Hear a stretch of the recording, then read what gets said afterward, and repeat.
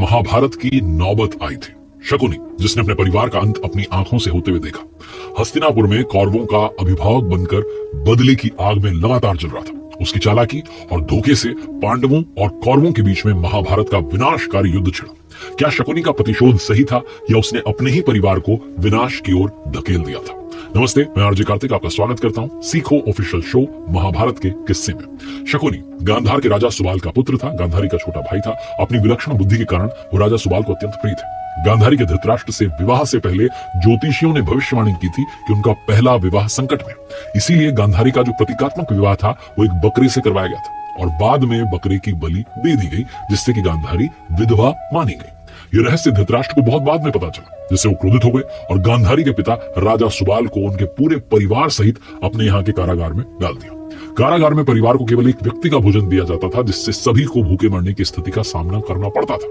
राजा सुबाल ने यह फैसला लिया कि भोजन जो है केवल उनके सबसे छोटे पुत्र शकुनी को दिया जाए, ताकि वो जीवित रह सके और बदला ले सके।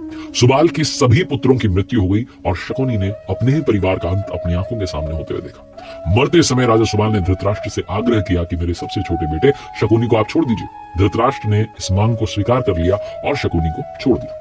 जब दुर्योधन ने देखा कि शकुनी जीवित बचा है तो उसे हस्तिनापुर में अपने साथ रहने की अनुमति दे दी। शकुनी ने हस्तिनापुर में रहकर के दुर्योधन के प्रति वफादारी दिखाना शुरू की और जल्द ही जो दुर्योधन था उसे अपनी कुटिल बुद्धि से प्रभावित कर दिया। दुर्योधन ने शकुनी को अपना सलाहकार, अपना मंत्री नियुक्त कर लिया और धीरे धीरे शकुनी ने दुर्योधन को अपने प्रभाव में अपने वश में ले लिया। उसने दुर्योधन को युधिष्ठिर के खिलाफ भड़काया और महाभारत के युद्ध की नींव रखी।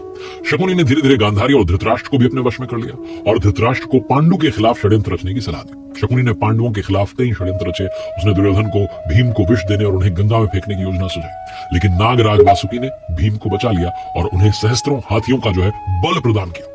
शकुनी ने एक और योजना बनाई, जिसके तहत पांडवों को वारणावत के लाक्षागृह में जिंदा जलाकर मारने की योजना बनाई गई थी कि जीवित जला दो, लेकिन विदुर जो थे उन्होंने समय रहते उन्हें बचा लिया। बाद में पांडव जो थे इंद्रप्रस्थ लौट आए और युधिष्ठिर को राज्य मिला। शकुनी ने दुर्योधन के साथ मिलकर युधिष्ठिर को जुए में फंसाने की योजना बनाई। जुए का जो खेल था वहां पर शकुनी ने अपने पिता की हड्डियों से बने पासे का इस्तेमाल किया, जो कहते हैं कि जादुई पासे थे। पांडवों ने सब कुछ हार दिया, यहाँ तक कि द्रौपदी का अपमान भी हुआ और यही जो अपमान था वो महाभारत के युद्ध का प्रमुख कारण बना।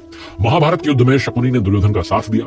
युद्ध के दौरान सहदेव ने शकुनी और उसके पुत्र का वध कर दिया, जिससे अंततः जो है वो प्रतिशोध समाप्त हुआ। शकुनी की बुद्धि और प्रतिशोध ने महाभारत के युद्ध को आकार दिया था। उसका धैर्य और चालाकी जो थी उसके परिवार के अंत का बदला लेने के लिए थी, लेकिन उसने जो रास्ता चुना वो विनाशकारी साबित हुआ। शकुनी ने अपने परिवार के लिए प्रतिशोध लिया, लेकिन उसका जो प्रभाव था वो कौरवों के विनाश का कारण बन गया। उसने अपनी ही जो बहन थी उनके पुत्रों का वध करवा दिया। मुझे उम्मीद है कि आपको कथा रोचक लगी होगी। इस कथा के कौन से हिस्से ने आपको ज्यादा प्रभावित किया, फीडबैक जरूर दीजिएगा। अपने जो थॉट्स है हमारे साथ में अवश्य शेयर कीजिएगा। आपको बहुत बहुत धन्यवाद।